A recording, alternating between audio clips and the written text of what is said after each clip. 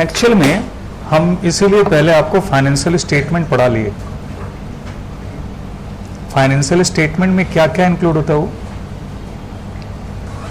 PL और balance sheet, यानी कि स्टेटमेंट ऑफ पीएल और बैलेंस शीट, ये जो हमने बनाया इसी का हम लोग विश्लेषण करेंगे, एनालिसिस करेंगे, यानी उसका पोस्टमार्टम करेंगे, चीर फाड़ करेंगे उसका हम लोग, और उसको देख करके ये पता लगाएंगे कि ये जो मेरा बैलेंस शीट है और ये जो पीएल अकाउंट है उस सबको मिला करके हम लोग बोलते हैं फाइनेंशियल स्टेटमेंट हेल्दी है या अनहेल्दी है।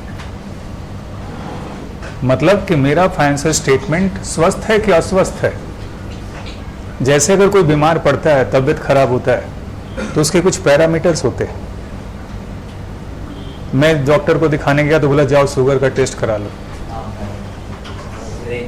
अब शुगर का टेस्ट मैंने कराया तो रेंज नीचे था, तो इसका मतलब हम शुगर मेरे को नहीं है।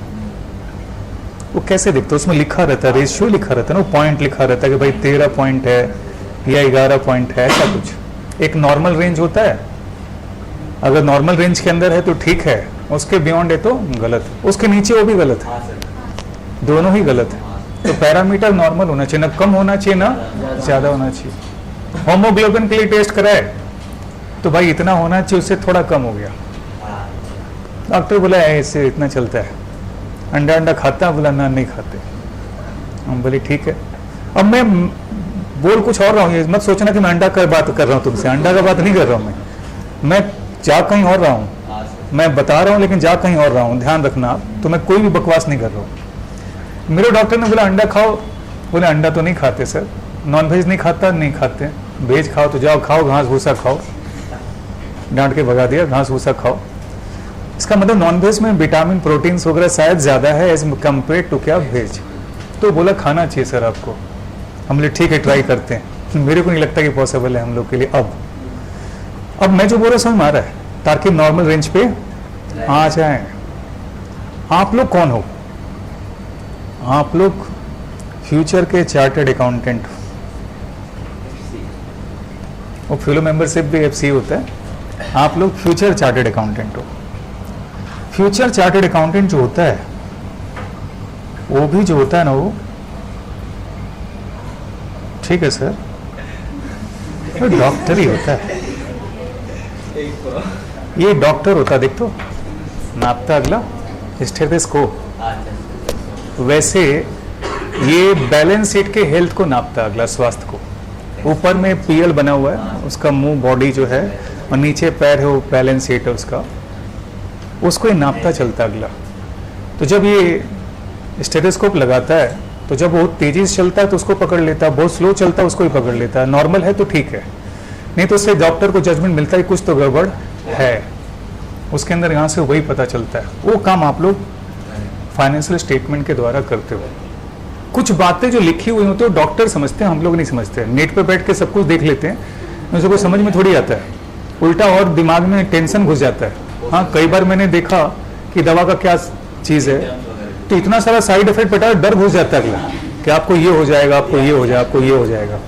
डॉक्टर से मैंने सलाह भी लिया, डॉक्टर बोला उसे मत पढ़ा करिए, साइड इफेक्ट लिख देता आदमी, कंपनी लिख लेता बचने के लिए, बट इन रियलिटी इतने सारे कुछ होते नहीं है। होंगे तो हम लोग है बचा लेंगे आपको।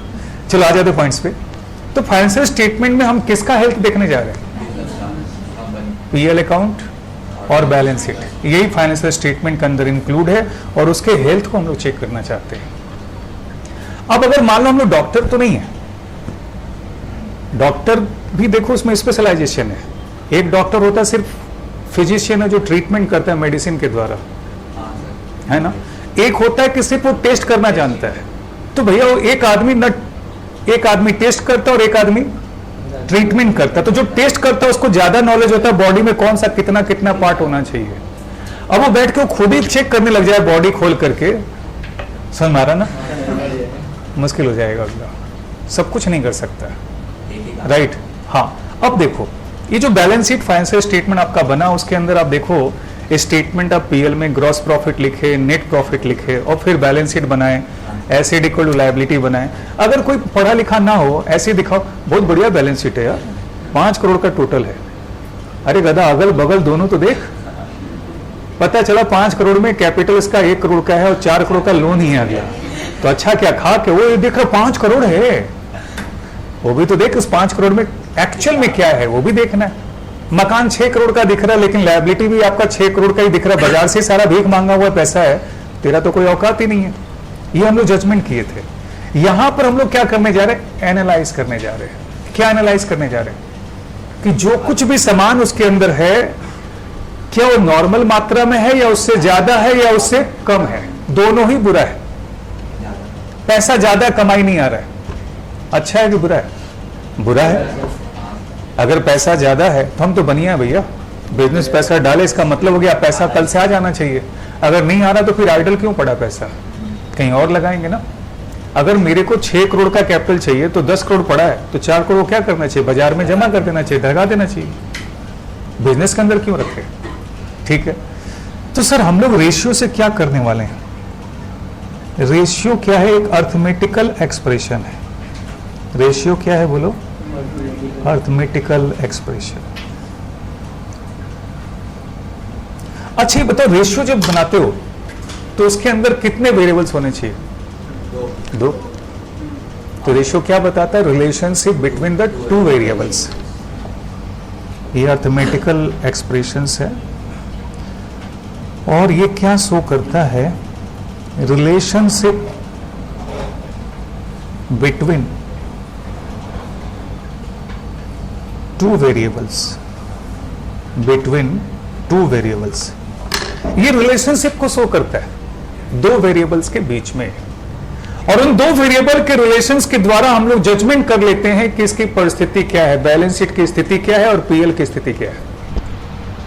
मैं जो बोल रहा हूं समझ में आ रहा है? जैसे जीपी और सेल का रिलेशनशिप कर लिए तो उससे जो रिलेशनशिप से जो रेशियो निकलेगा उससे पता चल जाएगा कि जो हम सेल करते हैं उसके हिसाब से ग्रॉस प्रॉफिट कितना है।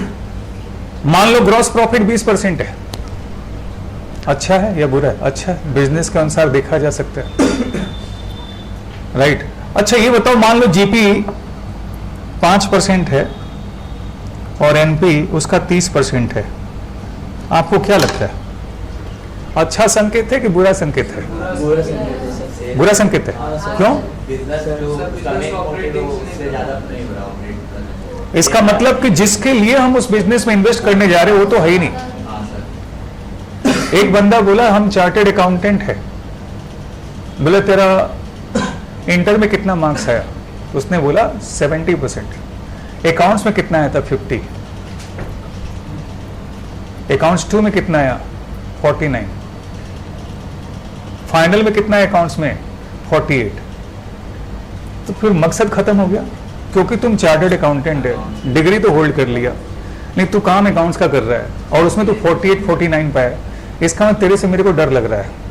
ठीक है, कोई जरूरी नहीं कि आपने जो नंबर पाया उसके हिसाब से स्किल मान लो आपने मेहनत करके डेवलप कर दिया, अगर मेहनत करके डेवलप नहीं किया तो फिर फायदा नहीं है। हम जो बोलना चाहते समझ में आ रहा है? इसका मतलब जब हम लोग रेशियो निकालते तो हम लोग ये जजमेंट करते हैं कि ये बिजनेस हमारा कैपेबल है कि नहीं है, यानी हम फाइनेंशियल स्टेटमेंट का एनालाइज करके ये पता लगाना चाहते हैं कि हमको बिजनेस में इन्वेस्ट करना चाहिए कि नहीं करना चाहिए। सब लोग अपने अपने नजरिए से देखते हैं, इंसान एक होता है, रिलेशन अनेक होते। मैं किसी का भाई भी हूं, मैं किसी का चाचा भी हूं, मैं किसी का बेटा भी हूं, एंड सो ऑन। समझ में आ रहा कि नहीं आ रहा? सबके रिलेशनशिप के अलग अलग वेरिएबल्स है। बाहर वालों से भी रिलेशनशिप है, किसी से दोस्ती है, आप मेरे बच्चे हो, आपसे भी मेरा एक रिलेशनशिप है। कोई अच्छा भी बोल रहा है, कोई गालियां भी दे रहा है, रिलेशनशिप अलग अलग है। यहां पर भी हम क्या करने जा रहे हैं? Relationship between 2 variables. हम लोग अच्छा या बुरा आदमी देखने जाते हैं, पता लगा लो उसके दोस्तों से कैसा रिलेशन है, कमेंट कैसा आता है। आप एक फिल्म देखना, कौन सा था यार, मैंने देखा था टेलीविजन में, देखा कोई साउथ इंडियन मूवी है, हाँ दमदार खिलाड़ी, अच्छी मूवी है, देखना जा करके। कोई साउथ इंडियन स्टार है, बढ़िया पिक्चर है दमदार खिलाड़ी। वो पिक्चर अगर आप देखोगे तो मजा आएगा। वो बोलता है कि अगर किसी के बारे में पता करना है तो उसके दोस्तों से पूछ लो, तो तुम्हें पता चल जाए कि वो कैसा है।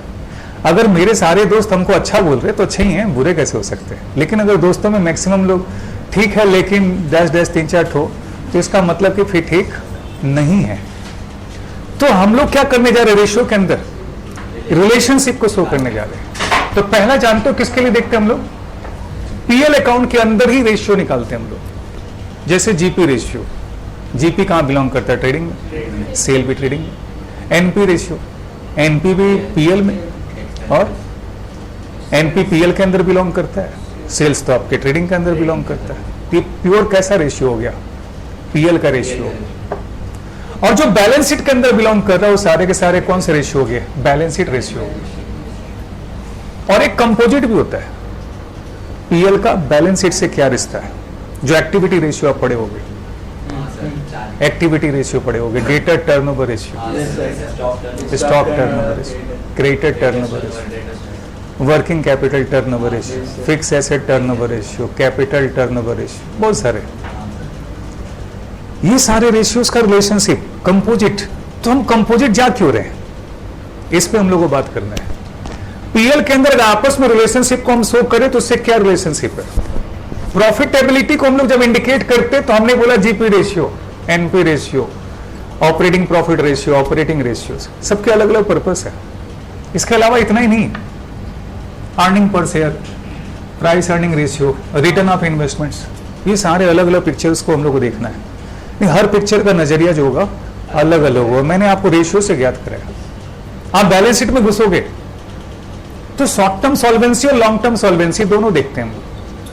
सर शॉर्ट टर्म सॉल्वेंसी का मतलब क्या, आज अगर मैं खरीदा तो क्या मैं पैसा देने की स्थिति में हूं या नहीं हूं, इसको बोलते हैं हम लोग शॉर्ट टर्म सॉल्वेंसी। मान लो पीयूष तुम माल बेचने जा रहे हो,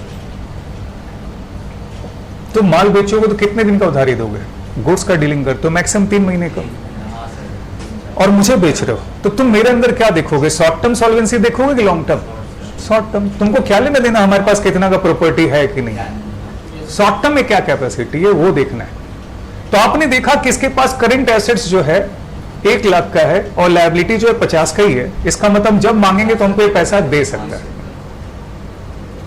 नहीं, कई बार करोड़पति भिखारी के बारे में बात कर चुके हैं, आपको किए हैं करोड़पति भिखारी के बारे में। करोड़पति भिखारी का मतलब उसके पास संपत्ति 100 करोड़ का है लेकिन जेब में 54 नहीं है अगला। क्या ऐसे लोगों को माल सप्लाई करोगे, क्योंकि पैसा तो पूरा सेफ है। और वो जमीन बेचेगा तब ना तो वो पैसा देगा, लटका के रखेगा अगला। क्लियर।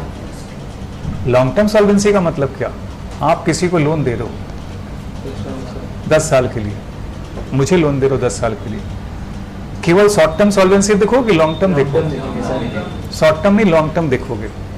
और दूसरा चीज साथ में अर्निंग कैपेसिटी भी देखो। लॉन्ग टर्म सॉल्वेंसी का मतलब किसके पास प्रॉपर्टी है क्या, ये हमसे 20 लाख का लोन मांग रहा है और इसके पास 2 करोड़ की प्रॉपर्टी है, पहला तो सेफ है, नहीं देगा तो इसका गर्दन पकड़ के इसका प्रॉपर्टी बेच के पैसा वसूल कर लेंगे। दूसरा और क्या देखोगे, 20 लाख का लोन ले रहा है, इसके साल का ब्याज हो जाता है 2,40,000, महीने का 20,000 रुपया इसको देना पड़ेगा ब्याज के रूप में।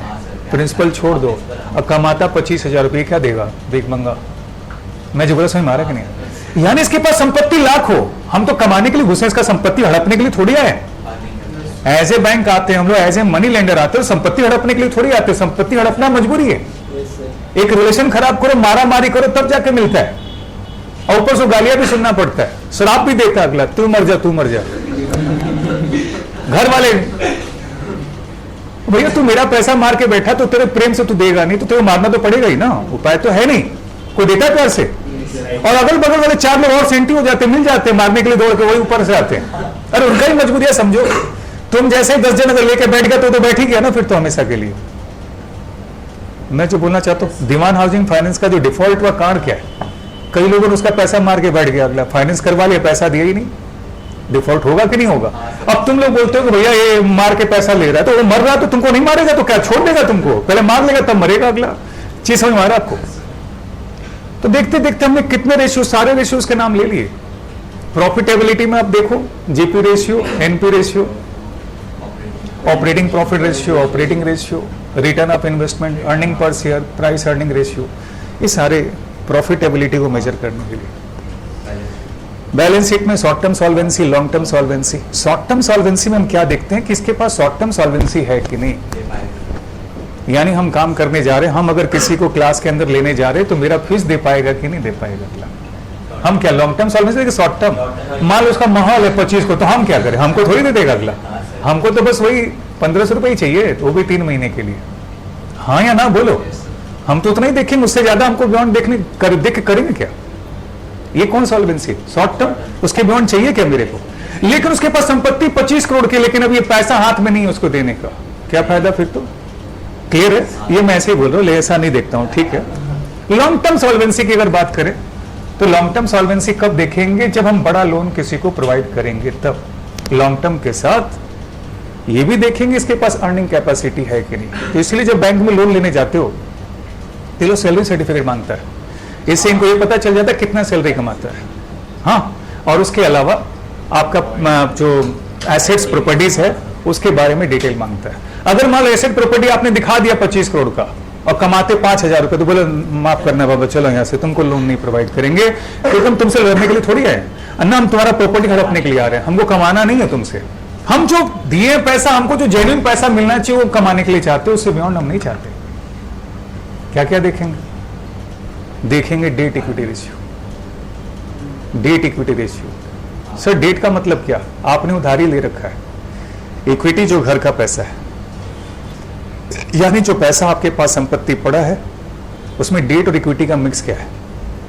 अगर आपका खुद का ही पैसा है अच्छी बात है, आधा ज्यादा पैसा बाजार का है बुरी बात है, आपको लोन देने लायक नहीं है। यानी आपका जो बैलेंस शीट होता है उसी को एनालाइज करना, तोड़ना, मोड़ना है। एक तरफ एसेट, एक तरफ लायबिलिटी। लायबिलिटी में आउटसाइडर और इंटरनल।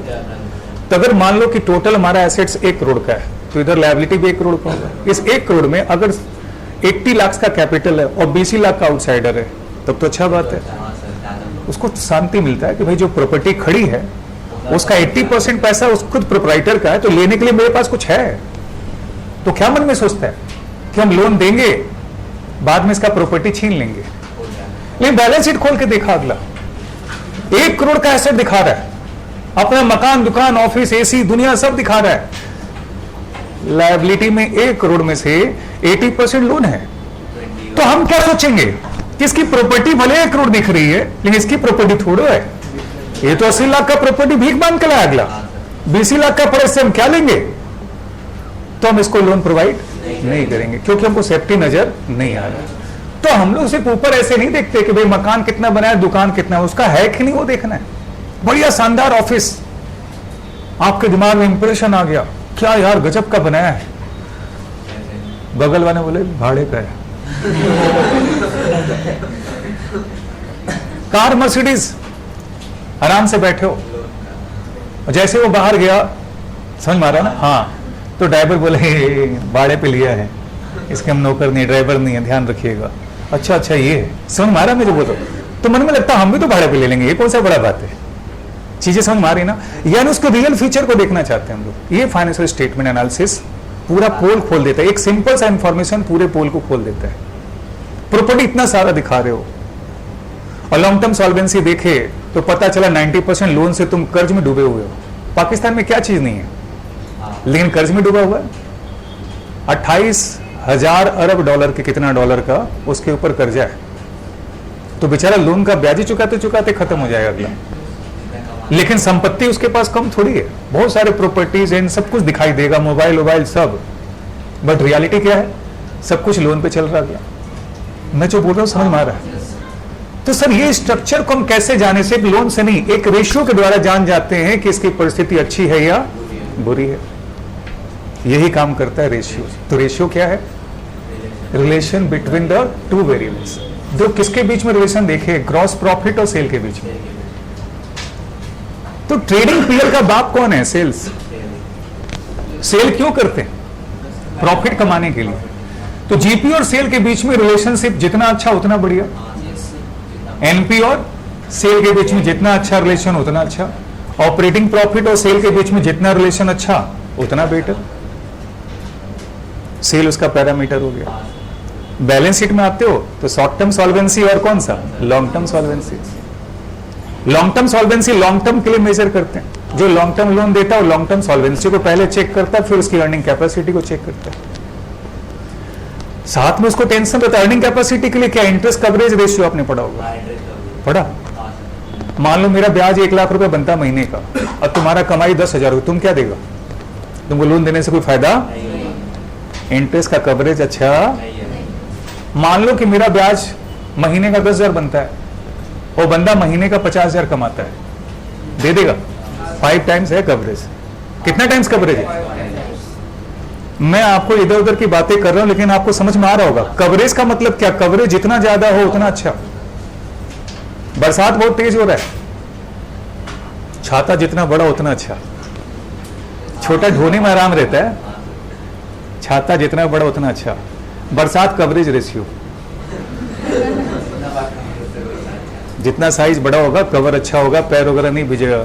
अब मान लो इतना सा लेके बैठे हैं टोपी की तरह, तो फिर क्या कुछ नहीं बचने वाला, सारे ही भीग जाना है। फिर तो छोटा कवर होगा तो कोई फायदा नहीं है, बड़ा हो तो उसका कवरेज क्या होगा, ज्यादा अच्छा। अगर ये डंडा इंटरेस्ट है और ये जो ऊपर टोपी लगा वो कवरेज है, समझ में आ गया, यानी ये प्रॉफिट ये इंटरेस्ट। अगर ये उड़ गया तो इंटरेस्ट का कवर नहीं है, तो इससे अच्छा छाता उठा के फेंक दो, ऐसा छाता लेके करो क्या। चीज समझ में आ रहा है? इसको बोलते हैं क्या, interest coverage ratio. It means we always compare the amount of interest with profit. जो हम नेट प्रॉफिट कमा रहे हैं at present as compare to ब्याज, हमारी कवरेज क्या है। अगर कवरेज अच्छी है लोन देने के लिए तैयार है बंदा, तो लोन देने के लिए क्या देख रहा है। कई बार लोग निराश होते हैं, यार मेरे पास 100 करोड़ का प्रॉपर्टी, बंदा फिर भी लोन नहीं देता है। गधा कह के 100 करोड़ का प्रॉपर्टी तो रखा है लेकिन भीख मांगता है, तुम तो कमाता नहीं है। बिना कमाए लोन मिलने वाला, तुम 100 करोड़ का, तुम 500 करोड़ का प्रॉपर्टी रखो, लोन नहीं मिलेगा, बेच दो, पैसा ले लो, लोन नहीं मिलेगा। लोन आपको आपकी अर्निंग कैपेबिलिटी में मिलता है। एसेट थोड़ा कम हो चलेगा, अर्निंग कैपेबिलिटी अगर अच्छी हो तो बंदा लोन देने के लिए तैयार है आपको, क्योंकि लोन देने का मकसद उसका प्रॉपर्टी कैप्चर करना किसी का नहीं होता है। जेन्युइन पैसा वो ब्याज कमाना चाहता है, प्रॉपर्टी लेने थोड़ी है, प्रॉपर्टी खरीद बिक्री नहीं करता है। चीज हजम हो रहा है हम जो बोल रहे हैं, राइट। तो हमने बोला कि रेशियो क्या शो करता है, रिलेशनशिप बिटवीन 2 वेरिएबल्स। अच्छा ये बताओ, ये अपना अमन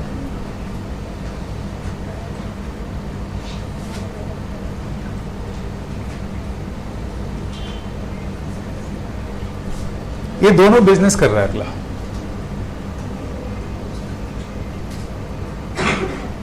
इन लोगों ने सीए बन के डिसाइड किया कि हम तो बिजनेस ही करेगा। ये प्रॉफिट के रूप में 50,000 कमा रहा है साल का, और ये प्रॉफिट 20,000 रुपए कमा रहा है। बोलो बेटर कौन है, कहाँ इन्वेस्ट करना पसंद करोगे? अमन में, भावेश में नहीं, पक्का? गलत जवाब। अब मैं आपको आता हूं। हाँ, सेल जो इसका था 5 लाख का था, इसका सेल था 1 लाख का। बोलो कहाँ इन्वेस्ट करोगे? तो ध्यान में रखना कि कितने में कितना है ना। एक बच्चे का मार्क्स ए और बी, इसका मार्क्स 30 आया, इसका मार्क्स 50 आया। बोलो बेटर कौन, ए की बी? कौन बेटर है, ए की बी? सर आधा इंफॉर्मेशन मत दिया करिए, तुरंत बोलो, पूरा बोलो तब बात करो। ये सब आधा इंफॉर्मेशन है। अब कौन बेटर है? जब भी, अब मैं बताना क्या चाहता हूं यहां पर, हमने बोला कि रेशियो अकेला हो ही नहीं सकता, और जब तक हम 2 चीज के बीच में बातें ना करें, हम उसके अच्छाइयों और बुराइयों को नहीं समझ सकते। विदाउट कंपैरिजन हम लोग समझ ही नहीं सकते अच्छा है या बुरा है। अगर मैं ऐसे बोलूं 30 और 50, तो तुम तो ये बोलो बी अच्छा है, तो बोलो नहीं, आधा बात बोलते, पूरा बोलो ना। कितना में से कितना? सर मेरा 10 नंबर है। गधा है, तुमको कुछ आता नहीं। सर 10 में से 10 है। हम बोले हाँ ठीक है। बातें बदल गई, मैं जो बोला समझ में आ रहा है। इसका मतलब बगैर रेशियो का कैपेसिटी को आइडेंटिफाई ठीक से नहीं कर सकते। इसलिए देखो हम लोग जनरली बोलते कैसे, परसेंटेज, प्रोपोर्शन। मैंने बोला 0.8, 80% मार्क्स पे आया, और मैंने बोला मेरा 80 आया है, गुड, वेरी गुड, 200 में से सर। बातें बदल गई। तो बताओ कौन बेटर इंफॉर्मेशन दे रहा है, एब्सोल्यूट इंफॉर्मेशन या परसेंटेज? परसेंटेज। परसेंटेज से रियल औकात उसका पता चलता है। Absolute information is not a complete information, it is an incomplete information. उसे पूछना पड़ेगा कितने में से कितना। इस केस में 30 आउट ऑफ 30 पाया ना, तो 100% मार्क्स है। इस केस में कितना है, 50% मार्क्स है। तो परसेंटेज क्या दिखाता है? Relation between two variables. तो रेशियो क्या है? Relationship between the two variables. और वो आपको एक संकेत दे देता है, अच्छा स्थिति है या बुरा स्थिति। होमोग्लोबिन का साथ 13 होना चाहिए नॉर्मल, तो पता नहीं वो ध्यान में नहीं, 13 मिनिमम होना चाहिए। 13 का ही रेंज है, 13 से 16 ऐसा ही कोई रेंज है। मेरा करीब 11.5 है। हम तो डर गए यार, 1.5 पॉइंट घट गया। डॉक्टर बोले इतना दिमाग मत लगा, सबका ही 11.5, मेरा भी 11.5 है, टेंशन मत ले, ज्यादा दिमाग मत लगा। कॉमनली होता, जो लोग वेज होते हैं इनका ऐसा है। विटामिन डी का मैंने टेस्ट कराया, विटामिन डी नॉर्मल लेवल से काफी कम था। हम डॉक्टर को बोले, चिंता करने लगे कि विटामिन डी का एक्चुअल में खाने पीने से बहुत ज्यादा नहीं, सूर्य से। फालतू टेंशन मेरा भी नहीं है, कोई बाहर निकलते नहीं है, ज्यादा दिमाग मत लगा, मेरा है अच्छा रिलेशन। विटामिन डी जो है सबका ही कम रहता है। एक मेरा स्टूडेंट है, उसने भी टेस्ट किया, सर हाँ मेरा भी 12 भी था सर। तो हम बोले उसको भी शांति दी, चिंता मत कर, मेरा डॉक्टर भी बोला कि कोई फर्क नहीं पड़ता, मेरा भी उतना ही है। उसको टेंशन था, पीठ में इसीलिए दर्द हो रहा है, विटामिन डी कम हो गया। बोले विटामिन डी से नहीं हो रहा है। मैं जो बोल रहा हूँ समझ में आ रहा है? इसका मतलब एक नॉर्मल लेवल होता है, उसके नीचे भी हम लोग कुछ हद तक उसको रोकते हैं, लेकिन उसके नीचे जाता है तो हम लोग सोचते हैं कि भैया ये इन्वेस्ट करने लायक नहीं है। कभी कभी अच्छे फर्म के भी बुरी स्थिति आती है, तो वहाँ इन्वेस्ट करना चाहिए जब वो बुरी स्थिति में हो, क्योंकि रिकवर हो जाएगा। नेस्ले की बुरी स्थिति आई थी जब मैगी, वहां पर प्राइस गिर के 5,000, फिर वापस रिकवर होकर 10 को पार कर गया अगला। अब जिस वक्त इन्वेस्टमेंट करना चाहिए हम लोगों ने किया, क्योंकि मालूम है किसके हम पैसा किस पे लगाते हैं, आपके कैपेबिलिटी पे। अमन पे पैसा आंख बंद करके लगा देंगे, कोई दिक्कत नहीं है। हो सकता है कभी कम भी पा जाए, इसका मतलब नहीं कि मेरा फेथ खत्म हो गया। बहुत सारे बच्चे मैंने देखा सीए में, एक बच्चा नाम नहीं लूंगा, वो इंटरमीडिएट में फेल हुआ।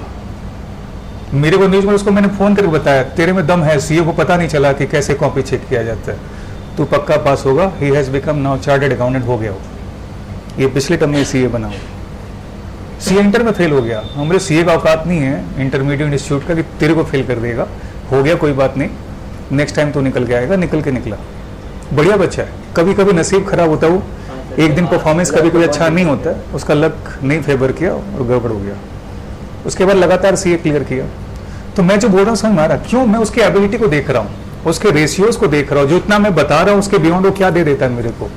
उस आधार पर मेरा जजमेंट है कि नहीं इस बंदे में तो दम है। उसी तरह से हम लोग फर्म के भी दम को क्या करते, चेक करते।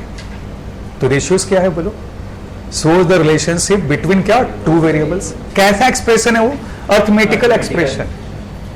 कैसा एक्सप्रेशन है बोलो? Arithmetical expression. आप देखो ब्लड टेस्ट का जो रिपोर्ट्स आता है, जितने भी देखो, उन सारे रिपोर्ट में क्या पॉइंट में ही कुछ लिखा रहता है ना, 0.5, 0.6 या 1, 2, 3 जो कुछ भी होता है, उसका आउट ऑफ कुछ होता है, जितना उसका एक नॉर्मल रेशियोज होता है। उसी तरह से हम लोग यहाँ पर रेशियो से ये जजमेंट करते हैं कि मेरा जो फाइनेंशियल स्टेटमेंट है अच्छे पोजीशन में है या नहीं। ठीक है, तो एक हो गया पीएल से रिलेटेड रेशियो, दूसरा हो गया कौन सा, बैलेंस शीट से रिलेटेड रेशियो। ठीक है, इसके अंदर अगर डिवीजन करें तो प्रॉफिटेबिलिटी का रेशियो। किसका रेशियो बोलो? प्रॉफिटेबिलिटी का रेशियो। तो हमने इसमें बोला कि इसमें कौन बेटर है, तो सर बोलो ये अमन अच्छा है और ये खराब है। कितना है इसका? 10%। सर इसके मुकाबले अच्छा है। मैं इसको बुरा नहीं बोलता, इसके मुकाबले अच्छा है, ये बोलते ना स्टेटमेंट, रिलेटिवली अच्छा है। अब देखो, एक बंदा है मिस्टर ए और दूसरा बंदा है मिस्टर बी। इसने 1 लाख का प्रॉफिट कमाया, इसने 50,000 का ही प्रॉफिट कमाया। बोलो बेटर कौन है? आधा इंफॉर्मेशन दे रहे, राइट? ये 1 लाख कमा के यस यस कर रहा है, यस यस कर रहा है अगला। ये 50,000 कमा के रिलैक्स बैठा हुआ, ज्यादा दिमाग नहीं लगा रहा है। आपने जजमेंट करने गए तो पता चला कि इसने कैपिटल 50 लाख लगाए थे और इसने कैपिटल 4 लाख रुपए लगाए थे। अब बताओ बेटर कौन है? ये तो एक नंबर गधा है। इसके पापा बोले पीछे घूमो। क्योंकि तेरे को पैसा देने से अच्छा है कि हम बैंक में एफडी कर दें और 50 लाख रुपए जमा कर देंगे, 8% ब्याज मिला तो 4 लाख कमाएंगे, तू गधा 1 लाख और यस यस कर रहा है। और जानते हो यस यस क्यों कर रहा है? ये देख मेरा दोस्त 85 ही कमाया, पापा हम तो 1 लाख कमा लिए। पीछ के 3 थप्पड़। गधा कहीं 4 लाख में 50,000 कमाया, तू 50 लाख में 1 लाख रुपए कमाया, तू बोलता यस। मैं जो बोला समझ में आया? यानी आपको सुविधाएं क्या मिली हुई हैं, आपको सामान क्या मिला हुआ, उसके प्रोपोर्शन में देखा जाता है कि आपने क्या अचीव किया। तो डोंट कंपेयर विद एनीबॉडी। किसी से भी कैसे कंपेयर कर सकते हो? बंदा ये 4 लाख में 50,000 उठा के लाया और तुम 50 लाख में जाकर कितना लाया? 1 लाख रुपया। कैपिटल भी तो तू खपाया है उसके अंदर। और अगर देखा जाए तो पैसे को 1.5 कर दिया। 50 लाख का 8% 4 लाख बनता, तू तो 1 ही लाख लेकर आया। तो यस यस क्या करता है? कई बार ऐसा होता है, देखना ग्रुप का ही फर्क पड़ता है। वो क्लास के अंदर में होता है ना, फर्क पड़ता है। जैसे अच्छे बच्चे होते हैं, जैसे आपके सारे दोस्त अच्छे हैं, तुम्हारा 90 आया फिर भी सेटिस्फाइड नहीं, उसका 95 आ गया। बगल वाले का वो 96 में सेटिस्फाइड, उसका 99 आ गया अगला। होता है ना? अब मान लो किसी का 15 आया है, वो उसका 10 ही है। देखा? नहीं समझे? अब चारों ग्रुप है, एक 15 पाया है और बाकी सब 8 और 6 पाया है। तो जो 15 वाला मैं जो बोलो समझ मारा है, क्योंकि उसके कंपेयर में अच्छा है। बट अगर देखा जाए तो फिर अच्छा उसका बारी नहीं, उसी में खुश है, अगला मजा आ रहा है उसको। तो ये इसका इंप्रेशन पड़ता है। इसलिए ग्रुप आपको ऐसा बनाना चाहिए जिसमें ऊपर देखना पड़े, नीचे देखोगे तो सेटिस्फेक्शन हो जाएगा आपको। और सेटिस्फेक्शन होना नहीं चाहिए जिंदगी में, कभी सेटिस्फाइड नहीं होना चाहिए। संस्कृत में श्लोक लिखा हुआ, संतोषम परम सुखम।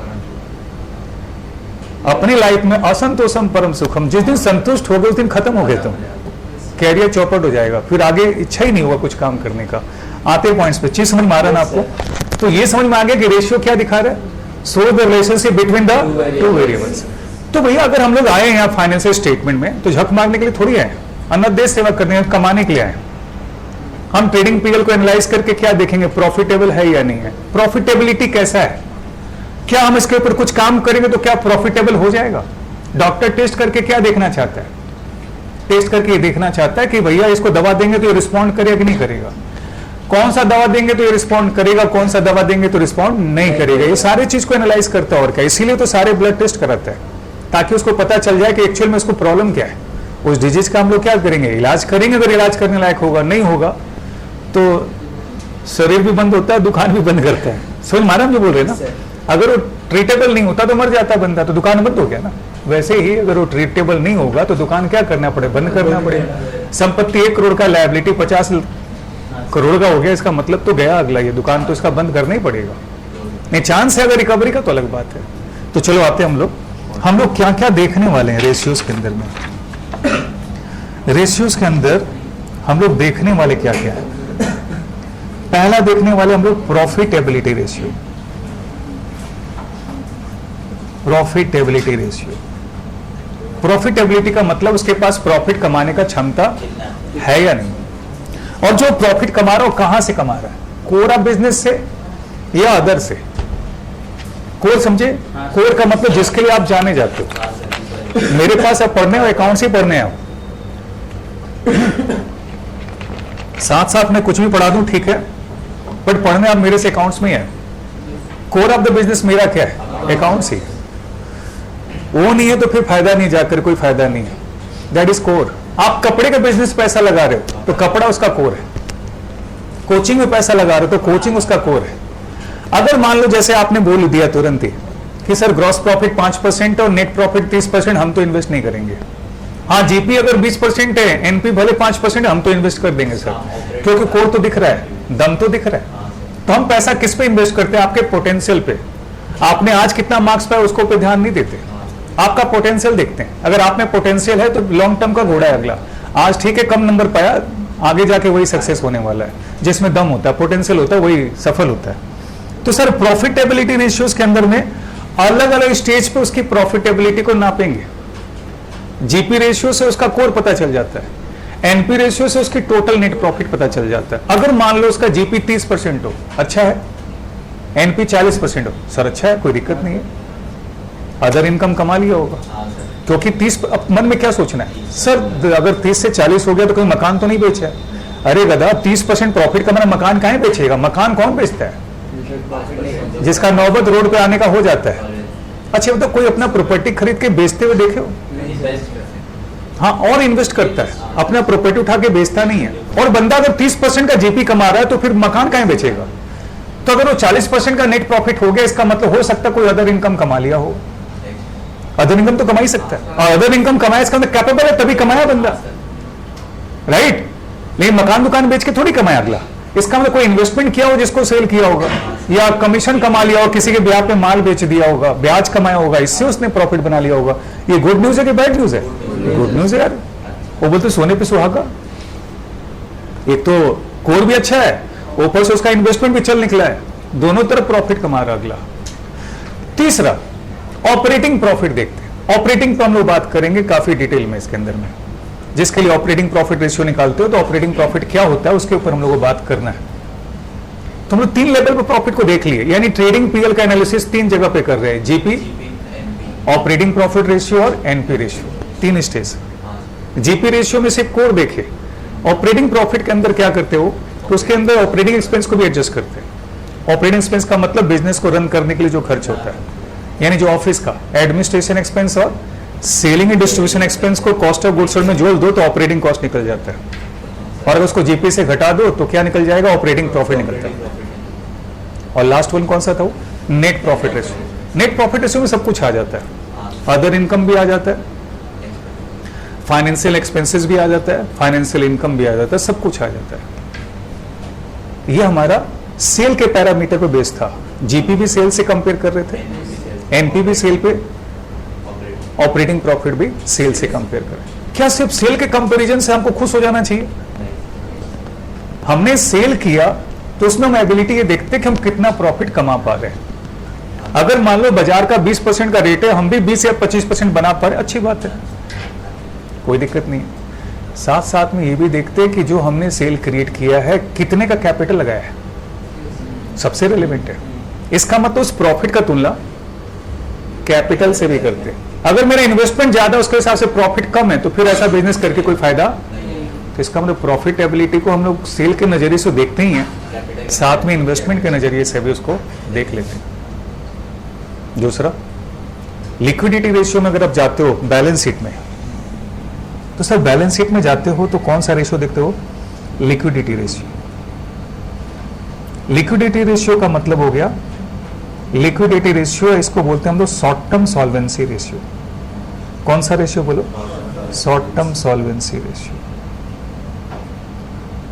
लिक्विडिटी नाम से क्या लगता है? लिक्विडिटी का मतलब कैश कितना अपने पास। लिक्विडिटी क्यों पूछता है? Ability to pay. Liquidity here means ability to pay, मतलब the obligation, short term obligation,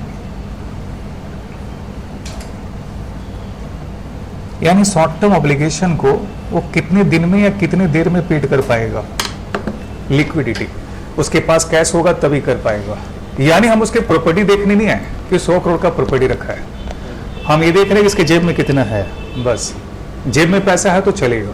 आप 100 करोड़ के मालिक, उससे क्या हुआ? ग्रैंड होटल में जाओगे खाने तो जेब देख के ही जाना पड़ेगा आपको। जेब में पैसा नहीं तो ग्रैंड होटल में नहीं घुसना चाहिए, नहीं तो बर्तन मांजना पड़ेगा। नहीं क्या? आ जाओ सर। तो लिक्विडिटी से हम लोग क्या देखना चाहते हैं? एबिलिटी टू पे। शॉर्ट टर्म का सॉल्वेंसी में आप लोगों ने पढ़ा होगा, करंट रेशियो और कौन सा? Liquid ratio. ये क्या मेजर करता है? Short term solvency. ध्यान देना, एबिलिटी टू पे, एबिलिटी टू पे, यानी जो लायबिलिटी है उसके मुकाबले हमारा एसेट्स कितना है, क्या हम चुकाने की परिस्थिति में है। 1 लाख का लायबिलिटी है और पैसा 2 लाख है, हाँ चुकाने की क्षमता है। 1 लाख का लायबिलिटी 50,000 रुपये ही है, चुकाने की क्षमता। अब उसमें 2 रेशियो दिया है। 2 रेशियो क्यों दिया है? एक करंट रेशियो और दूसरा क्विक रेशियो। क्विक रेशियो का मकसद क्या है ये जानना हम लोग को। कारण क्या, हम लोग क्यों जान रहे हैं? उस चीज को जानने में हम क्यों इंटरेस्टेड हैं, इस पे हमको बात करना है। सबसे पहले मैं इसी पे बात करूंगा भी। तीसरा रेशियो जो आपको पढ़ना है उसको बोलते हैं हम लोग सॉल्वेंसी रेशियो। ये सॉल्वेंसी रेशियो का मतलब है लॉन्ग टर्म सॉल्वेंसी से। जब भी हम लोग सॉल्वेंसी रेशियो की बात करते हैं then we are talking about long term solvency, यानी लंबे समय के लिए कौन कौन। तो हमको देखना पड़ेगा हम लॉन्ग टर्म के लिए क्या क्या पूंजी लगाते हैं। जो लोन लेते हैं लॉन्ग टर्म के लिए, कैपिटल लॉन्ग टर्म के लिए, जो जनरल रिजर्व एंड सरप्लस वो सब क्या है लॉन्ग टर्म के लिए, और जो फिक्स एसेट्स खरीद के रखे हो सब क्या है लॉन्ग टर्म के लिए। उसका कंपैरिजन करके दिखाते हैं, हो जाएगा लॉन्ग टर्म सॉल्वेंसी, राइट। और चौथा रेशियो जो हम लोग पढ़ते हैं उसको बोलते हैं हम लोग एक्टिविटी रेशियो। इसी को हम लोग एफिशिएंसी रेशियो भी बोलते हैं। इसी को हम लोग एफिशिएंसी रेशियो बोलते हैं। इसका मतलब जो रिसोर्स मुझे मिल गया, जो भगवान ने दिया, क्या हम उसका ऑप्टिमली यूटिलाइजेशन कर रहे हैं कि नहीं कर रहे हैं। मैं जो बोल रहा हूं समझ में आ रहा है? यानी भगवान ने आपको दिमाग तो दिया लेकिन उसका यूटिलाइजेशन नहीं कर रहे हो, तो फिर अच्छा थोड़ी कर रहे हो, अन्याय कर रहे हो। भगवान ने आपको जिस पर्पस के लिए भेजा वो पर्पस तुम पूरा नहीं कर रहे हो, अन्याय कर रहे हो। तो क्या करना चाहिए भावेश? पढ़ना चाहिए आपको। भगवान ने रिसोर्स भर दिया है तो उसके हिसाब से आपको काम करना चाहिए, ताकि आप लोगों के काम आ सको, देश के काम आ सको। आपने वो काबिलियत भेजा है। कई बच्चे उनके अंदर काबिलियत नहीं है तो ठीक है, कोई बात नहीं, उनके अंदर कोई दूसरा काबिलियत है। पढ़ने का काबिलियत थोड़ी होता है, खेलने का काबिलियत है, डांस करने का काबिलियत है, गाना गाने का काबिलियत है। सबके अलग अलग काबिलियत है यार, और हर काबिलियत की इज्जत एक ही बराबर है। सबके अपने अपने लेवल अलग अलग है। चीज समझ में आ रहा हम जो बोलना चाहते हैं। तो सर एफिशिएंसी जानते हो क्या? जो रिसोर्स मिला है उस रिसोर्स का यूज मैंने कैसे किया, बढ़िया किया या अच्छा किया, बुरा किया। मैं जो बोला समझ में आ रहा है? तो इफेक्टिव यूज किसको बोलते हैं? 8 घंटे पढ़े, 8 मिनट इफेक्टिव नहीं हुआ, यहां पढ़ नहीं था, गदागिरी कर रहा था बैठ करके। और बंदा 8 मिनट पढ़ा, लेकिन क्या लोग 8 घंटा पढ़ेगा, 8 मिनट में पढ़ के निकाल दिया अगला। अब ये नहीं बोले चिट्टी की तरह, वो तो नहीं, फिर भी कुछ आप लोग जैसे पढ़ते हो, पढ़ने का नजरिया से हमारा पढ़ने का नजरिया था। हम लोग क्या था कि एक ही रूम में टेलीविजन भी देखना, एक ही रूम में रहना भी, एक ही रूम में सब कुछ था उस मोमेंट में। तो उस वक्त हम लोग कैसे पढ़ते थे? टीवी देखना था, पढ़ना भी था, तो पढ़ लिए। पढ़ करके अब माइंड में आ गया कि भैया हमको अब उसको बैठ के लिख रहा अपने मन से, छोटा छोटा पॉइंट्स लेके डाल दिए अपने लैंग्वेज में। अपने लैंग्वेज बना ली तो एक नया नोट बन जाता है। अब एग्जाम में वही पढ़ के जाओ तो हमको लगता है परफॉर्मेंस ज्यादा अच्छा होता है, उससे क्या कम पढ़ना पड़ता है, शॉर्टकट बहुत समझ में आता है। हम क्या पढ़ते कम थे, खेलते ज्यादा थे, नहीं समझे क्या? कुछ आता नहीं था खेलने, गधे ही थे, लेकिन खेलने में मजा बहुत आता था। समझ में आ रहा है कि नहीं? हाँ, खेलने में मजा बहुत आता था। हर बच्चे को जनरली आता है। डांटने में पढ़ते थे, तो जो इतना देर पढ़ते थे, 1 घंटा पढ़े या 2 घंटा पढ़े, उसके अंदर नोट बना लिया ताकि भैया जाके परफॉर्म कर पाए। उस नोट से परफॉर्मेंस क्या बढ़ता है और आपका खुद का क्रिएटिविटी बढ़ता है।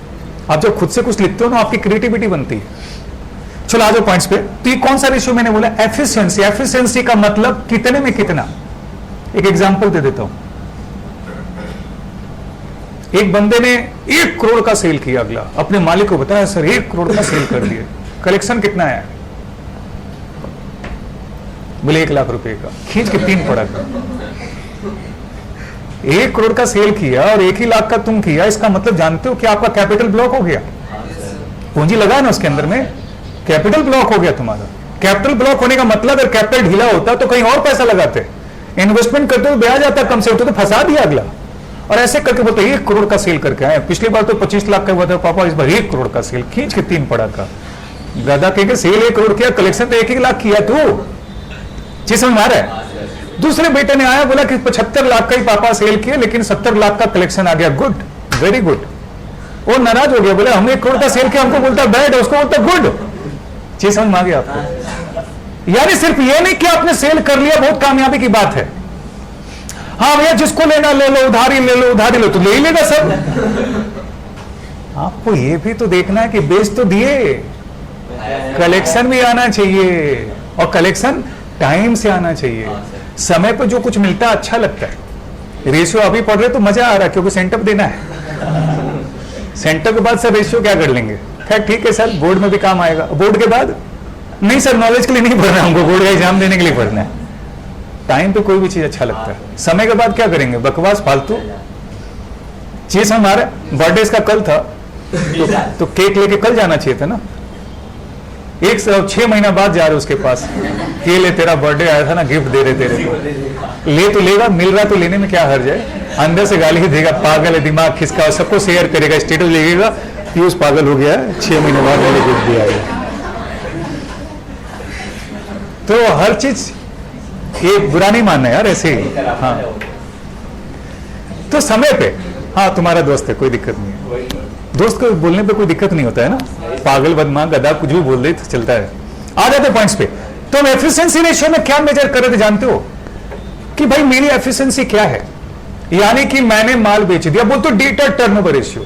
ऐसे डेटर टर्नओवर रेशियो पर the credit sale divide by average debtor. Meaning सोचो, credit sale divide by average debtor क्या इंडिकेट करता? मन में सोचो, मन में घुमाओ आप।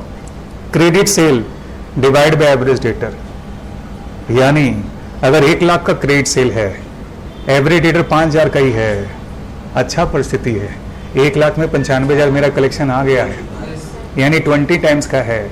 जितना ज्यादा टर्नओवर हो उतना श्रुति अच्छा है। हम तो चाहते हैं 1 लाख का 1 लाख ही कलेक्शन आ जाए, लेकिन ऐसा जनरली नहीं होता। जितना ज्यादा टर्नओवर उतना बढ़िया। ये तो आपने किसका रिलेशन लिखा? क्रेडिट सेल, सेल कहां से लाया? ट्रेडिंग पीएल से। और डेटर कहां से लिया? Balance sheet. अब सोचो मन में, ट्रेडिंग पीएल जो बनता है कितने दिन के लिए बनता है? 1 साल के लिए। और बैलेंस शीट फॉर एवर के लिए। फर्क है लेकिन। फिक्स एसेट्स या जो नॉन करेंट एसेट्स होता है मोर देन 1 ईयर के लिए, और करेंट एसेट्स जनरली जो रिलेशनशिप हम दिखाते हैं सारे करेंट एसेट्स का उससे रिलेशन दिखाते हैं। सोचो मन में, क्रेडिटर टर्नओवर रेशियो परचेज से कंपेयर करते, क्रेडिटर भी 12 महीने का होता है। Debtor turnover ratio, credit sale divide bye debtor. Stock turnover ratio, turnover divide by cost of goods sold होता है उसके, डिवाइड बाय एवरेज स्टॉक। अब तुम्हारे दिमाग में चले sir cost of goods sold क्यों? सर ये पार्शलिटी क्यों? एक में आप सेल बोलते हो, परचेज में आप परचेज बोल देते हो क्रेडिटर के लिए, वहां पर वो बोल देते हो। हम बार बार बोलते थे, आपको याद होगा, टर्नओवर मतलब सेल ले रहे, लेकिन टर्नओवर मतलब सेल नहीं होता है। देखो टर्नओवर बदल रहा है।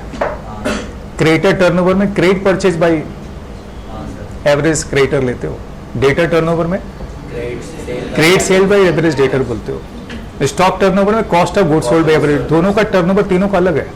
अच्छा ये क्या चाहते हो आप? 1 साल के अंदर मैं 1 लाख पेन बेच देता हूं, क्या करना चाहिए? क्या हमको 1 लाख पेन आज ही खरीद लेना चाहिए ताकि हम 1 साल बेचते रहे? क्या करना चाहिए?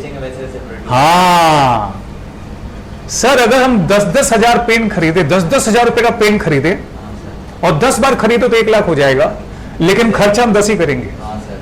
कैपिटल का इन्वेस्टमेंट 10,000 ही होगा और हम पूरे साल के अंदर 1 लाख का टर्नओवर बनाने में कामयाब होंगे, क्योंकि हम उसको 10 बार रोलिंग करेंगे, बेचेंगे फिर खरीदेंगे, बेचेंगे फिर खरीदेंगे। तो ये बताओ कि 1 लाख का स्टॉक एक साथ रख लेना अच्छा है या 10-10 हजार? सर 10 की जगह और कम होता तो अच्छा होता सर, 5-5 होता तो और अच्छा होता सर। नहीं, इसका मतलब नहीं कि पूरा बड़ा दुकान खोल करके 2 ठो पेन रख देंगे, बिकेगा तो लेके आएंगे, ये नहीं बिकेगा। एक लिमिट होता है। चीज समझ में आ रहा है ना आपको? दुकान में अगर 100 कपड़े होंगे तभी कोई कपड़ा खरीदने आएगा। 2 ठो कपड़ा रख दोगे कट पीस में, भैया आप ये खरीदिए तो अगले दिन कल लेके आएंगे। अच्छा 2 मिनट आगे पहले दुकान में घुसेगा नहीं, देख इसके जाने से कोई फायदा नहीं। जब दुकान भरा रहता है ना तभी कस्टमर घुसता है। अगर इंतजार करे कि हम उसको 10 ठो रखें बिक जाए तो फिर बाद में 11वां खरीदेंगे तो फिर उसका नहीं बिकेगा। आता है सर, तो एक्टिविटी रेशियो या एफिशिएंसी रेशियो में आपने क्या देखा? आप कितने एफिशिएंट? आपने माल बेचा, कलेक्शन कितना जल्दी लाते हो? आपने माल खरीदा, पैसा पेड किया कि नहीं किया? अब इसमें तुमको लगता है कि सर जल्दी पेड करने की क्या जरूरत है? जल्दी पेड करने की है ना जरूरत? ये नहीं बोलता कि आप जिमो मत, अगर वो जिमा रहा है तो जिमो, मतलब समझे, अगर उसने 3 महीने क्रेडिट पीरियड अलाउ किया तो 3 महीना एंजॉय करो, 3 महीने बाद तो पैसा दे दो, उससे आपका क्या बनता है, गुडविल बनता है, रेपुटेशन भी देखना है। तो ये ठीक है कि हम डेटा से कलेक्शन जल्दी कर ले, तो पेमेंट भी जल्दी कर दे यार, मैं ये नहीं बोलता बहुत जल्दी कर दो। अगर हमको 3 महीने अलाउ करता तो 3 महीने के बाद तो कम से कम पैसा दे दो। अगर 3 महीना मतलब क्या हो गया, 1 साल के अंदर 12 महीना, यानी कितना टाइम्स हो गया, 4 टाइम्स। हजम हो रहा है, यानी कि इसका भी टर्नओवर और ज्यादा हो तो अच्छा ही होगा, बुरा नहीं होगा, क्योंकि उससे हमारा रेपुटेशन बिल्डअप होगा। स्टॉक टर्नओवर क्या पड़े, cost of goods sold divide by क्या, एवरेज स्टॉक। अब तुम्हारे दिमाग में चलता होगा कि सर वहां पर आप टर्नओवर ले रहे हो, सेल ले रहे हो, कॉस्ट ऑफ गुड्स सोल्ड क्यों, एवरेज स्टॉक जो होता है एट कॉस्ट होता है, इसलिए उसका कंपैरिजन भी क्या होना, कॉस्ट से होना चाहिए, इसलिए हम लोग कॉस्ट ऑफ गुड्स सोल्ड लेते हैं। हाँ, cost of goods sold mention ना हो तो मजबूरी है, टर्नओवर लेते हैं, सेल्स लेते हैं। ध्यान देना, turnover does not mean sale. कारण देखो, आपने देखा स्टॉक टर्नओवर रेशियो स्टॉक के हिसाब से बैठाया कॉस्ट ऑफ गुड्स सोल्ड। जब आपने डेटर टर्नओवर रेशियो देखा तो आप डेटर के साथ क्रेडिट सेल बैठा रहे हो, कौन सा सेल बैठा रहे हो, क्रेडिट सेल, कंपैरिजन, उसके लिए टर्नओवर। जब आपने क्रेडिटर देखा तो उसके हिसाब से टर्नओवर कौन हो गया, purchase. That's why I was saying कि turnover does not equal to sale. Turnover means उसके कंपैरिजन में रिलेशनशिप किसके साथ हो सकता है, किसका रिलेशन किसके साथ हो सकता है, उसके हिसाब से आप रेशियो का कंपैरिजन करो। अनाप शनाप रेशियो थोड़ी होता है, मैं जो बोलूं समझ में आ रहा है, जिसके साथ रिलेशनशिप होगा उसका रेशियो कंपेयर करोगे, दूसरे से क्या रेशियो कंपेयर करना है। हजम हो रहा हम जो बोल रहे हैं, पक्का तो, यानी उसके लिए जो कंपेरेबल है उसका रेशियो। अगर मैं, मेरा ये 46 का एज है तो मेरी तरह के दोस्त होंगे ना मेरे, उनका भी 46, किसी का 47, किसी का 45 होगा, यही तो रिलेशनशिप होगा। ऐसा थोड़ी कि हम 46 साल के और 4 साल का बच्चा से मेरा दोस्ती हो गया। 4 साल का बच्चा मिलेगा मेरे से, लेकिन अब एंजॉय अपने कंपनी में करेगा। देखो छोटे बच्चे अपने दोस्त ढूंढ लेते, 4 साल का बच्चा वो मान लो उधर से 4 साल दिन और बोल कैसा है। और हम लोग भी अपने हिसाब से ढूंढ लेते उसको पार्टनर। ऐसा नहीं, देखो आपके साथ भी मेरा दोस्ती, देखो आप क्लास में कर रहे हो, क्लास में बातचीत हो गया, लेकिन हर जगह थोड़ी आप मेरे साथ एंजॉय कर पाओगे। आप अपने दोस्तों के साथ ज्यादा एंजॉय करो, हम भी अपने दोस्तों के साथ ज्यादा, कुछ भी बोलेंगे एक दूसरे को, गधा घोड़ा कुछ बोलेगा, हम भी उसको गधा घोड़ा, तुम्हारे सामने तो नहीं बोलेगा। फैक्ट है, आप भी तो ऐसे ही करते हो, खुल के बोलने देते हो दोस्त को। पापा मान लो बैठे हुए, दोस्त बोलेगा चुप, अमन भाई चुप रहे, हमको ही पता है, समझ में आ रहा कि नहीं आ रहा, वो नहीं, खुद ही नहीं बोलेगा। मैं जो बोलना चाहता समझ में आ रहा है। तो सर रेशियोज के अंदर एफिशिएंसी रेशियो का मतलब आपने जो रिसोर्स आपके पास उपलब्ध है कितना एफिशिएंटली आपने उसका इस्तेमाल किया। सेल बढ़ना इंपॉर्टेंट नहीं है, कलेक्शन इंपॉर्टेंट है। सेल तो इंपॉर्टेंट है ही, कलेक्शन भी इंपॉर्टेंट उतना ही है। आप सेल करोड़ों कर दो, कलेक्शन ना लाओ तो बेकार है। यानी आपने जो सेल बढ़ाया, अपने प्रॉफिट को बढ़ाया, कितना एफिशिएंटली बढ़ाया। क्या आज जो प्रॉफिट दिखा रहा है कल ये प्रॉफिट होने वाला है कि लॉस में कन्वर्ट होने वाला है। अब भैया तुमने 1 करोड़ का सेल किया और 1 लाख का कलेक्शन किया, कहीं ऐसा ना हो जाए 99 लाख का बैड डेट हो जाए।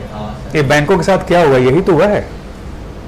ये लोगों ने सपने बड़े बड़े देखे, करोड़ों का लोन बांट दिया, अब ब्याज के बारे में सोचा, सपना देखा क्या प्रॉफिट आने वाला, अचानक पूरा का पूरा लोन ही बैठ गया, अगला तो डिफॉल्ट हो गया। मैं जो बोल समझ मारा कि नहीं, यानी कमाल इसमें नहीं है कि आपने लोन दे दिया, कमाल इसमें है कि जिसको आपने लोन दिया क्या वहां से कलेक्शन आ जाएगा, वो भिखमंगा है कि दम है कि नहीं है। चीजें समझ में आ रही हैं आपको। तो ये पिक्चर, इसको दिखाएगा कौन, एफिशिएंसी। इसके अंदर कंपोजिट हो जाता है, यानी ये सिर्फ ट्रेडिंग पीएल से रिलेटेड बैलेंस शीट है, ये सिर्फ बैलेंस शीट का रेशियो है, ये बैलेंस शीट का रेशियो, और ये कंपोजिट है। कंपोजिट मतलब पीएल और बैलेंस शीट दोनों से मिक्सिंग करके रेशियो को ये कंप्यूट करता हुआ नजर आता है। चीजें क्लियर है। अब हम लोग शुरू होते हैं सारे रेशियोज के एक छोटे छोटे पिक्चर को कवर करने के लिए। वो 7 बज गया यार, 7:05 हो गया, पता नहीं चला। पता चला तुम लोग को? मेरे को नहीं पता चला।